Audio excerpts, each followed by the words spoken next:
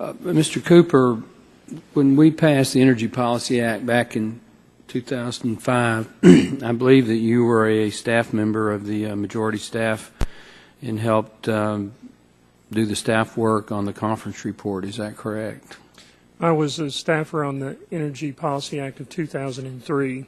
Many of those provisions made it into the 2005 Act, but I had left the Hill at that point in time. See, I thought you were here in 2005. You just took my question. Maybe I should have been. Okay.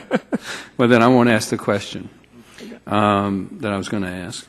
I'll make a brief statement, and then I'm going to ask a few questions. None of these projects are going to be done if they don't make economic sense. Does everybody agree with that? Yes. I mean, you don't agree, Mr. Golden, you don't agree with that? Why would somebody put money into a project that doesn't make economic sense? We've had at least 2 coal export facilities sited, built on the West Coast, and abandoned for lack of global markets. I think the global markets are extremely volatile. I think that's people a different, are making that's a bet. different It may or may not turn out. At the time that they were built, there was an expectation by their developers that they did make economic sense. Do you agree with that? Sure. It just turned out to be wrong. Yeah. Well, that's the market. A lot of people run for Congress with the expectation they'll win. They come up with a shortage of votes, and they don't meet expectations. So, but if you go from the premise that no matter how good the project is, if it doesn't pass an economic test, one, it's probably not going to be built. I will agree with Mr. Golden that sometimes rosy-colored glasses work, but it's certainly not going to sustain itself. So that when we look at these LNG facilities and when we look at the coal export facilities, we start with the premise that the people that are going to purchase the products overseas think they will help their nations and their people, and the expectation is that the people that are developing the projects to sell the natural gas or the coal believes that it will make sense economically here. Now, in the sense of the coal exports, there's really no requirement in federal law for any kind of a public interest test. Is that not correct? Well, there's nothing, of course, Congressman, such as LNG is going through in terms of whether it's in the public interest to export.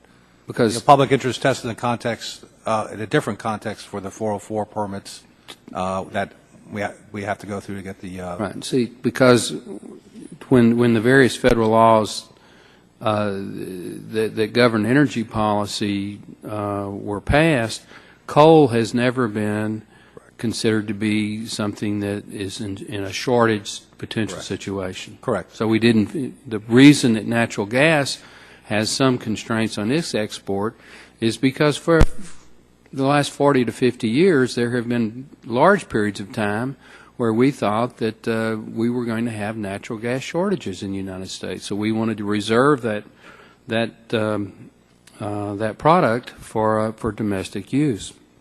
We're now in a situation where we have a potential surplus, and all the indicators are that surplus is going to grow.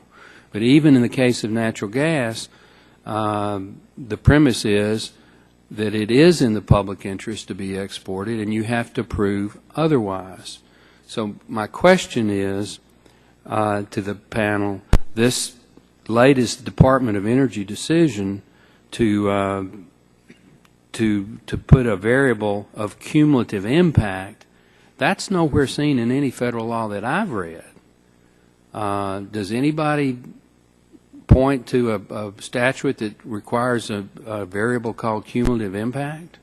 Mr. Pugliese, you're shaking your head. I think the critical issue here is these are very expensive, capital-intensive projects, and buyers and sellers are not going to come together if they have a lot of uncertainty in how the government's going to behave.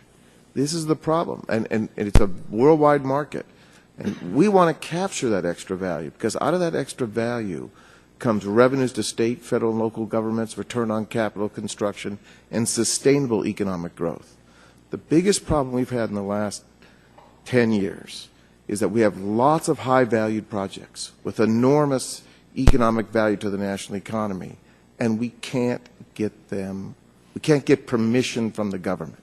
Well, my time has expired, but I plan on sitting down with Chairman Whitfield and Mr. Rush, and hopefully come up with some questions for the record where we send to the Department of Energy to have them clarify a little bit more their statutory authority for using cumulative impact and to more properly define exactly what that is. With that, my